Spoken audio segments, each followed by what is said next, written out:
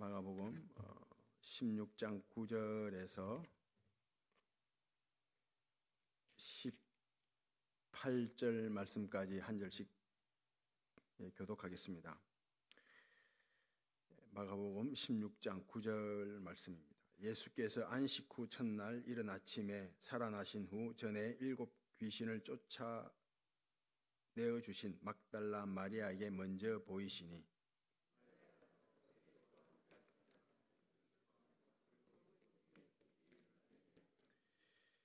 그들은 예수께서 살아나셨다는 것과 마리아에게 보이셨다는 것을 듣고도 믿지 아니하니라.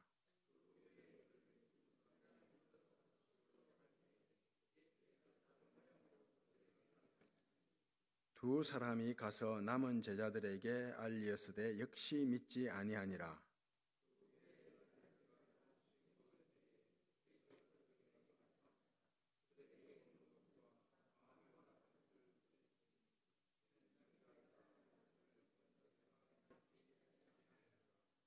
또 이르시되 너희는 온 천하에 다니며 만민에게 복음을 전파하라.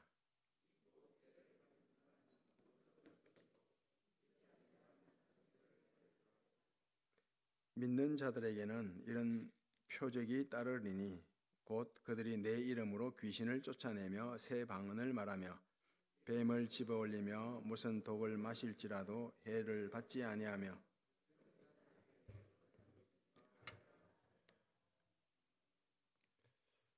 예수님께서 하나님 말씀 그대로 십자가에 죽으시고 3일 만에 부활하셨습니다. 부활하신 예수님께서 제일 먼저 안식 후 첫날 주일 아침에 막달라 마리아에게 나타났습니다. 막달라 마리아가 이 부활하신 예수님을 믿고 예수님께서 부활하셨다. 그 슬퍼하는 자들, 예수님께서 십자가에 죽자 슬퍼하는 자들, 그들에게 예수님이 다시 살아나셨다고 이 부활의 소식을 전했는데 이들이 믿지를 않습니다. 믿지 않습니다. 그리고 두 번째로 부활하신 예수님께서 시골로 내려가는 두 제자, 엠마오로 내려가는 두 제자에게 다른 부활의 모습으로 나타났습니다. 그러자 이 두 제자가 이 부활의 주님을 믿게 되는데 믿고 다른 제자들에게 이 부활의 소식을 예수님이 다시 살아나셨다 부활의 소식을 전했는데 역시 믿지 않습니다. 안 믿습니다. 그래서 세 번째 예수님께서 11 제자들이 저녁을 먹고 있을 때에 가서 나타났는데 역시 이 제자들도 믿지 않습니다. 이 믿지 않는 제자들을 향해서 예수님께서 너희가 믿지 않는 것과 완악한 마음을 가졌다고 하면서 꾸짖습니다. 그리고 난 다음에 이 11 제자들을 향해서 예수님께서 하신 말씀이 천하 만민에게 복음을 전해라. 내가 십자가에 죽고 부활하셨다는 이 복음을 전해라. 그래서 믿고 세례를 받는 자들에게는 표적이 따르는데 놀라운 기적이 있는데 그 기적이 무엇인가 하면 귀신을 쫓아내고 새 방언을 말하고 뱀을 집어들어도 뱀이 물지 않고 무슨 독을 마시더라도 죽지 않고 손을 얹은 적 병자들이 낫게 되는 이런 기적이 따르게 될 것이다. 이렇게 말씀하셨습니다.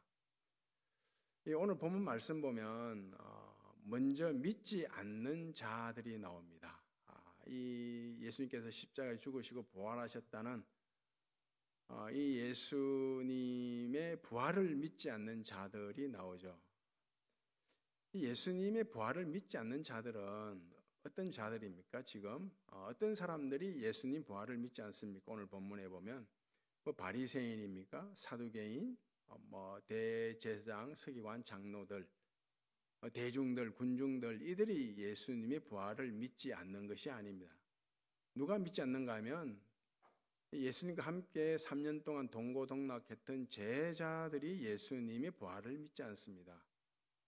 예수님께서 함께 생활하면서 얼마나 많이 내가 예루살렘에 올라가서 장로들에게 고난을 받고 핍박을 받고 십자가에 못 박혀 죽을 것이나 3일 만에 다시 살아나게 될 것이라, 이 말씀을 몇 번씩이나 했거든요. 한두 번 한 게 아닙니다.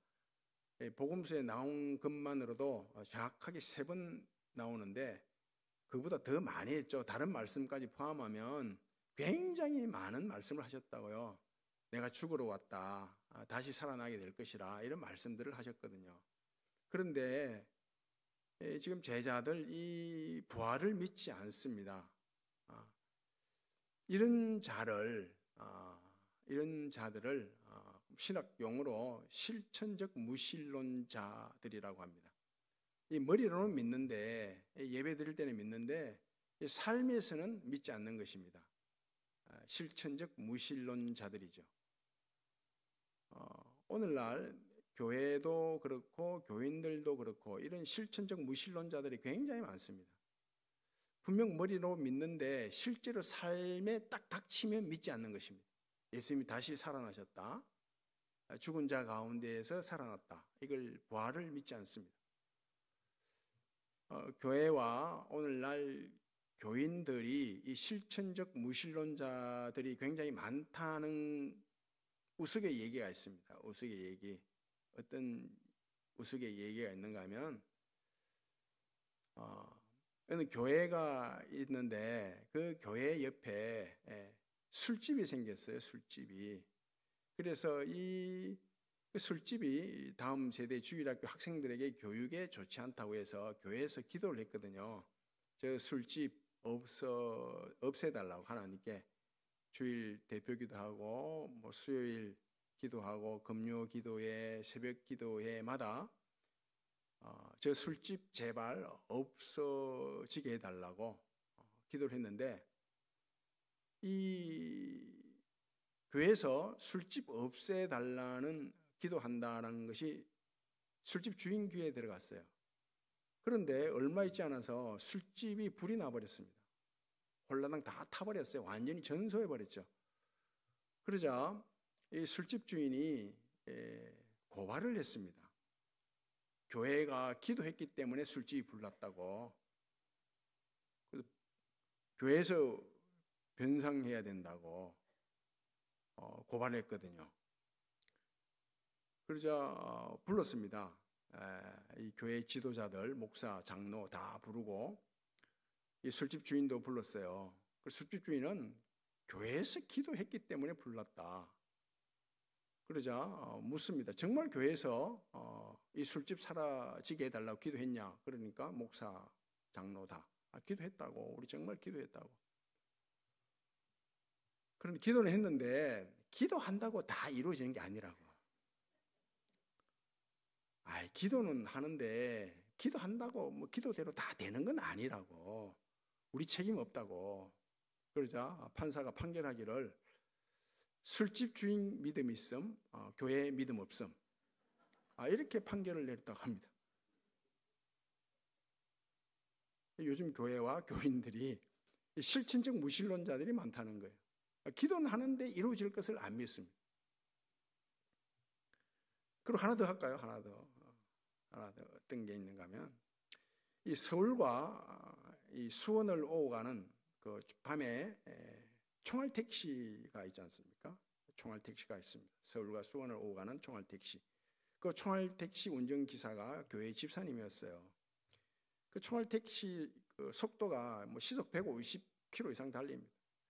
그래서 이 총알 택시를 탄 승객들은 누구도 잠잘 생각을 안 합니다. 늘 아무리 피곤해도 잠을 자지 않고 기도를 하는 것입니다. 사고 나지 않게 해달라고, 사고 안 나도록 안전하게 집에까지 갈 수 있도록 그렇게 기도를 했거든요. 그 먼 훗날 이 총알택시 기사 집사님이에요. 교회 집사님도 죽고 그 교회 목사님도 죽었습니다. 그런데 이 총알택시 기사 집사님은 천국 가고 목사님은 지옥을 갔습니다. 그 지옥 가는 목사님이 따졌다고, 왜 내가 지옥 가야 되냐고. 그러니까 음성이 들리기를 총알택시 기사는 늘 승객들이 깨어 있도록 했고, 너는 교인들이 교회에 오면 늘 설교하면서 잠을 재우지 않냐고. 그리고 제가 설교하는데 잠자면 제가 지옥을 가게 된다고. 지난 수요일 기도회 마치고 집에 가는데 저희 막내가 옆에 서서 하는 말이 오늘 많이 졸았다고. 졸면 안 되는데 실천적 무신론자들이 굉장히 많습니다. 믿는다고 하면서 실제 삶에서는 전혀 믿질 않습니다. 예수님께서 십자가에서 죽으시고 부활하셨다, 이것만 믿으면 모든 말씀들이 다 믿어집니다. 이 말씀이 창세기 1장 1절에 이렇게 말씀하거든요. 하나님께서 천지를 창조하시니라, 하나님이 천지 만물을 창조하시니라, 이 말씀과 예수님께서 십자가에 죽으시고 부활하셨다, 이 말씀은 같은 말씀입니다. 이 말씀이 믿어지면 다 믿어집니다. 모든 말씀들이 믿어집니다. 이 말씀을 믿게 되면 절대 사람은 교만해지지 않습니다. 내가 좀 더 가졌다, 네보다 좀 더 많이 배웠다, 내가 네보다 더 우위에 있다, 절대 자랑하지 않고 어깨에 힘주지 않습니다. 왜요? 하나님이 천지 만물을 창조하셨다, 예수님께서 십자가 죽으시고 부활하셨다, 이 말씀을 믿게 되면 다 하나님의 손에 있거든요. 생사복이 하나님의 손에 다 있지 않습니까? 그래서 하나님 앞에 엎드릴 수밖에 없어요. 우리는 겸손할 수밖에 없어요. 이 말씀을 믿지 않기 때문에 자랑하고 교만해진다고요. 사람이 이 말씀을 믿게 되면 겸손해집니다. 엎드립니다. 낮아집니다. 그리고 이 말씀을 믿게 되면 절대 절망하지 않습니다. 어떤 상황에서도 절망하지 않습니다. 하나님의 손에 있는데요. 절망할 일이 뭐가 있습니까? 아무리 삶이 막혀 있고 꼬여 있고 엉켜 있고 그렇더라도 낙심하지 않습니다. 하나님의 손에 있는데요. 그래서 하나님이 천지를 창조하시니라, 예수 그리스도께서 십자가에 죽으시고 부활하셨다, 이 말씀만 믿게 되면 우리는 어떤 형편에서도 자족하며 감사하며 하나님을 기쁘시게 하며 하나님을 영화롭게 하며 살아갈 수가 있습니다. 틀림없습니다. 두 번째로 믿는 자가 나오죠. 믿는 자. 막달라 마리아가 믿습니다. 그리고 시골로 내려가던 두 제자가 믿습니다. 믿는 자에게는 뭐가 따른다고요? 기적이 있다고 하죠. 믿는 자에게는 기적이 있는데 그 기적이 뭔가 하면 귀신이 쫓겨가고 새 방언을 말하고 뱀을 집어들고, 그래도 뱀이 물지 않고 어떤 독을 마시더라도 죽지 않고 손을 얹으면 병이 낫게 되고, 이 기적들은, 이런 기적들은 교회를 세우기 위한 특별한 기적들이에요. 당시에. 지금은 독을 마시면 죽습니다. 그 독을 마시면 죽는다는 이는 분별력이 기적이죠.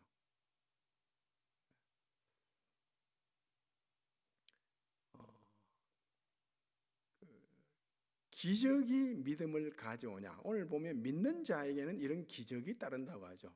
믿음이 기적을 가져오냐 이것입니다. 기적이 믿음을 가져오기도 합니다. 그러나 성경이 말하는 것은 모든 기적이 믿음을 가져오는 것은 아니다. 그러나 믿음은 모든 기적을 가져온다, 이렇게 말씀하죠. 이스라엘 백성들이 애굽 땅에서 종살이할 때 430년 이상 종살이하죠. 그러면 430년 이상 애굽에 종살이하게 되면 완전히 애굽화 되는 거죠. 애굽화. 말도 문화, 모든 생활들이 다 애굽화 된다고요.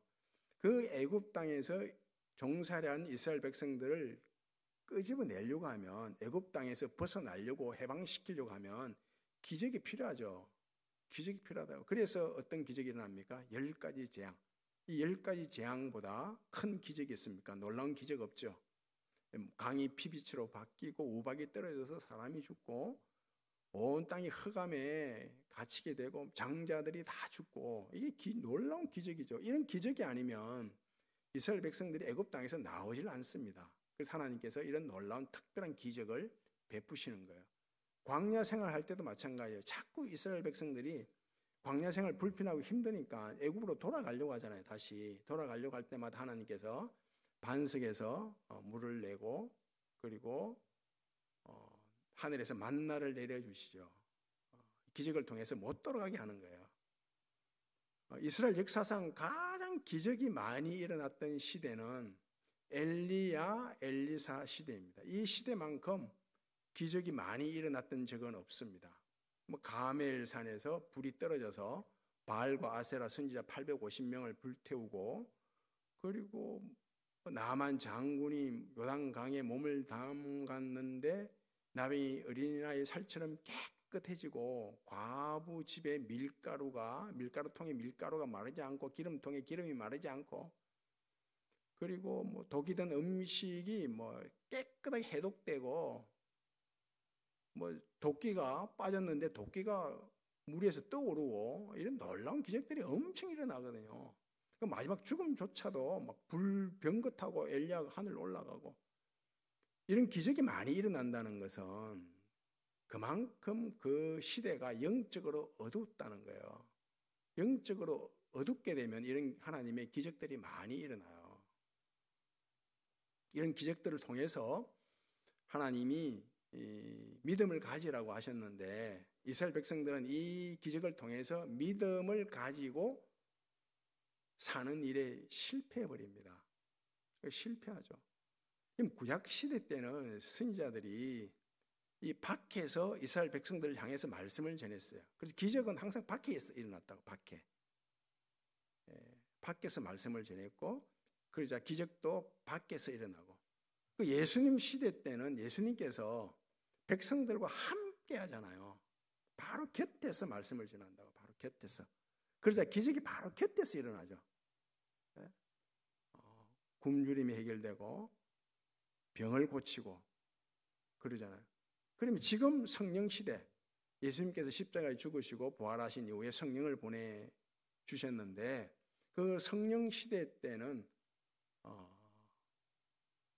말씀을 어떻게 합니까? 성령께서 우리 안에서 말씀하잖아요. 우리 속에서. 성령께서 우리 속에서 말씀하신다고요. 그러다 보니 우리 속에서 기적이 일어나죠. 우리 속에서 기적이 일어난다고요. 그 성령은 먼저 우리 속을 변화시키고, 그리고 우리의 삶을 변화시킵니다. 이게 기적이거든요. 내가 변하는 것이 기적 아닙니까? 이게 진짜 기적이죠. 내가 변하는 것이 기적이에요. 그 완악한 내가, 그리스도 예수 밖에 있던 내가, 하나님을 모르고 살아가던 내가 하나님을 알게 된 것, 내 속에서, 이게 기적이거든요. 그리스도 예수 안에서 새로운 피조물이 된 것, 이게 진짜 기적이거든요. 그 성령은 내 안에서, 내 속에서 말씀하는데, 그래서 성령이 아니고는 주를 그리스도라 시인할 수 없다, 이렇게 말씀하고 내 속을 변화시키죠. 하나님의 자녀로 변화시키죠. 내 삶이 변화되는 것, 이게 진짜 기적이라고. 내 속이 변화되면 내 삶이 변화되는 거죠. 이게 기적인데, 그 신약 성경의 서신서들, 로마서도 그렇고 고린도 전후서, 갈라디아서, 에베소서, 골로새, 빌립보서, 요한서신, 베드로 서신들 보면 공통적으로 나오는 두 단어가 있다고요. 딱 이 두 단어만 공통적으로 모든 서신서에 나옵니다. 그 두 단어가 뭔가 하면 사랑이요, 참음입니다. 오래 참음, 견디는 것과 사랑, 이 두 단어가 서신서에 공통적으로 나옵니다. 그래서 진짜 기적은 내가 사랑으로 살아가고, 그리고 사랑으로 행하는데 십자가를 지기까지 참는 것, 견디는 것, 이게 기적입니다. 다른 게 기적이 아니에요. 이게 진짜 기적이에요. 구체적으로 더 말씀드릴까요? 갈라디아서 6장 1절 말씀 보면 이런 말씀이 있어요. 형제들아, 만일 사람이 범죄한 사실이 드러나거든 신령한 너희는 온유한 심령으로 바로 잡아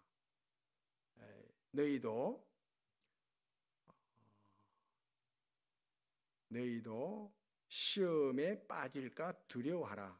그러면서 이어서 6장 2절이에요. 서로 짐을 지라. 그리하여 그리스도의 법을 성취하라. 이렇게 말씀합니다. 이게 무슨 말씀인가 하면 이 5장에서 갈라디아서 5장에서 시작을 이렇게 하거든요. 성령을 쫓아 행하라. 성령을 따라 행하라. 육체를 따라 행하면 육체의 열매를 맺고 성령을 쫓아서 행하면 성령의 열매를 맺는다고 하면서 성령의 열매가 뭡니까? 사랑과 희락과 화평과 오래 참음과 자비와 양성과 충성과 온유와 절제라. 이런 열매를 맺는다는 거 성령을 따라 행하면. 그래 놓고 이제 6장을 시작하는데 만일 누가 범죄한 사실이 드러나거든. 그런다고요. 그 자식이 잘못을 해요. 숙제를 해야 되는데 숙제를 안 해요. 어떤 도움이 필요해요. 부모의 도움이. 자기 해야 될 일을 안 해요. 본분을 지키지 않아요. 그런 범죄 드러나거든. 잘못된 것이 보이거든. 신령한 너희는 5년 심령으로 바로잡아라요. 그 5년 심령으로 바로잡는다는 게 뭔가 하면 이런 뜻입니다. 자식이 숙제를 안 했는데 부모가 숙제를 해버리면 이런 게 아니라는 거예요. 자식이 도움이 필요한데 부모가 도와줘 버리면 자녀 스스로 성장할 기회를 박탈한다는 거예요. 넘어졌는데 부모가 손을 잡고 이렇게 세워버리면 자식이 스스로 일어날 일을 부모가 막아버린다는 거예요. 그런데 자식이 넘어졌는데 일어날 때까지 기다리려면 어떻게 돼요? 참아야 되는 거예요. 참아야죠. 그죠? 도와주고 싶죠. 이 참는 것이 짐을 지는 거예요. 참는 것이. 기다려주는 거예요. 성장할 때까지. 그 성령께서 이 사람을 변화시키고 스스로 잘못을 깨닫고 자기를 고치도록 기다려주는 거예요. 참는 거예요. 내가 해주고 싶죠. 내가 도와주고 싶죠. 그래 버리면 자녀가 성장을 못해요. 이게 짐 지는 게 아니라 내가 짐을 스스로 지려면 나는 참고 기다려야 되고 그리고 자식은 또 스스로 노력하고 애를 써야 되죠. 성령께서 그렇게 하신다는 거예요. 그래서 서로 짐을 지라 이거예요. 짐을 지라. 함께 짐을 져서 그리스도의 법을 성취하라. 그런다고요. 그 짐 지는 이것이 성령께서 바로 세운다, 가르친다, 변화시킨다, 성장시킨다. 그때까지 기다리는 것, 이게 짐 지는 거예요. 이런 짐을 지는 게 바로 기적이죠. 이 성령은 또 우리에게 어떤 걸 통해서 기적을 일으키는가 하면 분별력과 판단력이에요. 우리로 하여금 분별력을 가지고 또 판단력을 가지고 바르게 분별하고 바르게 판단할 수 있도록 이게 기적을 일으키거든요. 그게 뭔 말인가 하면 이런 말입니다. 쉽게 설명드릴까? 몇 번 말씀드렸잖아요. 암에 걸려서 낫는 것 기적이죠. 근데 이거보다 더 큰 기적은 암 걸리지 않는 거죠. 암 걸리지 않는 게 기적입니다. 진짜 기적이죠. 암 걸려서 낫는 것도 기적인데 지금 암 안 걸린 게 기적이라니까요. 이걸 말한다고요. 이걸 아는 게 기적이라는 거죠. 성령은 이걸 알도록 우리에게 분별력을 주시는 거예요. 지난주에 그 교도소에 있는 그 재소자들이 그 나라에 소송을 걸었어요. 어떤 소송인가 하면 자기들이 이 생활하는 이 교도소가 너무 열악하다는 거죠. 환경이 너무 과밀, 냉방도 안 되고 난방도 안 되고 통풍도 안 되고 햇빛도 안 들어오고 너무 열악하다고 해서 인권이 이렇게 말살된다. 인간의 존엄성을 우리가 가지면서 살아야 되는데 교도소 안에서도 그걸 못 누린다는 거예요. 그래서 소송을 걸었는데 나라가 졌어요. 이 재소자들이 이겼다고요. 그래서 1인당 200만 원, 300만 원 지급해라고 판사가 판결했습니다. 이 기사가 떴어요. 기사가 떴는데 그게 달린 모든 댓글이 판사 욕하는 거예요. 이런 판결이 어디 있냐고. 물론 그 죄수 나쁘죠. 그런데 이 댓글단 사람들이 주로 어떤 내용인가 하면 죄수에게, 범죄자 가해자잖아요. 이들에게 인권이 어디 필요하냐 이거죠. 그러면서 어떤 댓글들을 보면 이 죄수들 그 에어컨 나오고 뭐 난방되고 그리고 뭐 통풍되고 채광이 좋은 이런 곳에서 생활하는 걸 굉장히 부러워하는 이런 투로 이렇게 댓글 달은 거예요. 그러면서 욕하는 거예요. 판사를 욕하는 거예요.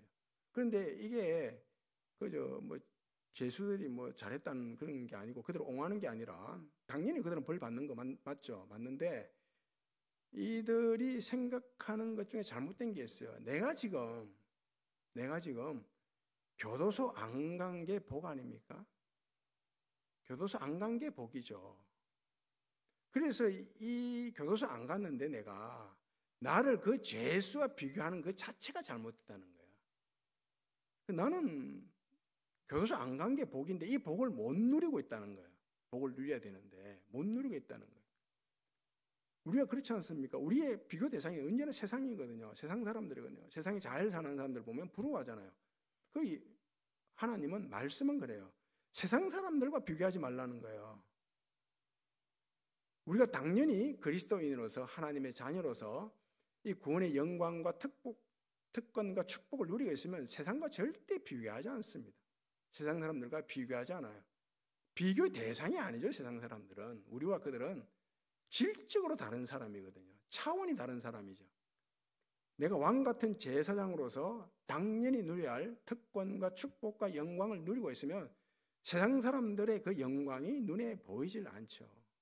이걸 놓치면 안 되는 거예요. 이게 복이죠. 지금 내가 그리스도인으로 이 구원의 영광과 특권과 축복을 누리고 살아가는 이것이 기적이라는 거예요. 이 하박국 선지자가 그 이스라엘 백성들이 바벨론 침략을 받아 고통당하니까 하나님 앞에 하소연하거든요. 하나님, 어찌하여 우리가 그 악인, 우리는 의인인데 저 악인 바벨론이 의인인 우리를 짓밟습니까? 하소연해요. 막 불평하고 원망하죠. 그러자 하나님께서 이렇게 말씀한다고요. 그래도 기다리라. 기다리고 기다리라. 참고 참아라. 아직 내 때가 안 됐다 그런다고요. 그래서 하박국 선지자가 믿음으로 살아간다는 것은 기다리고 참고 견디는 것이구나.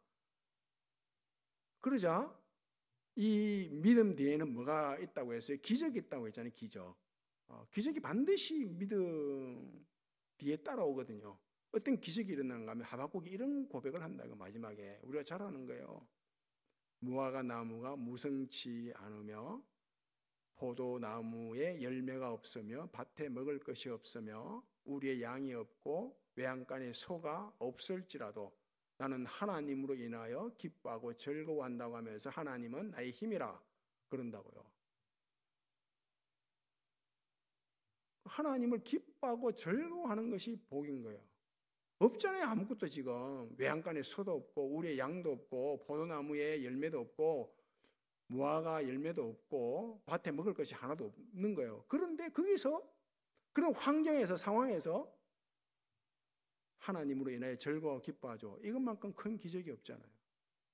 내 생각대로 안 되고 내 뜻대로 안 되고 내 기대가 무너지고 그럴 때조차도 하나님을 기뻐하고 즐거워하고 하나님으로 인하여 만족하고 하나님의 기쁨이 될 수 있다면 이보다 큰 기적은 없다는 거예요.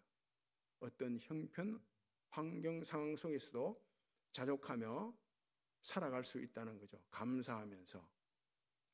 그 참된 기적은 믿음입니다. 어떤 환경, 상황 속에서도 믿음으로 살아가는 것, 이것이 기적입니다.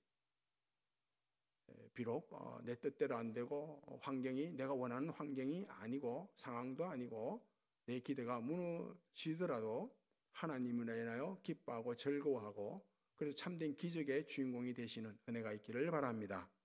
아버지 하나님, 어떤 환경 속에서도 우리는 하나님으로 인해 즐거워하고 기뻐하는 자들입니다. 이 왕 같은 제사장으로 살아가는 이 영광, 특권, 축복 놓치지 않도록 늘 어떤 상황 속에서도 누리도록 은혜를 베풀어 주시고 성령으로 함께해 주옵소서. 예수님 이름으로 기도하옵나이다.